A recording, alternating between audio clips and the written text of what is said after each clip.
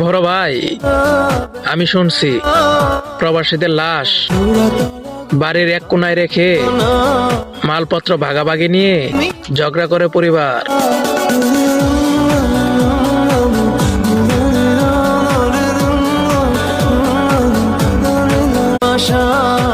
বড় ভাই, আমি শুনছি প্রবাসীদের লাশ বাড়ির এক কোনায় রেখে মালপত্র ভাগাভাগি নিয়ে ঝগড়া করে পরিবার।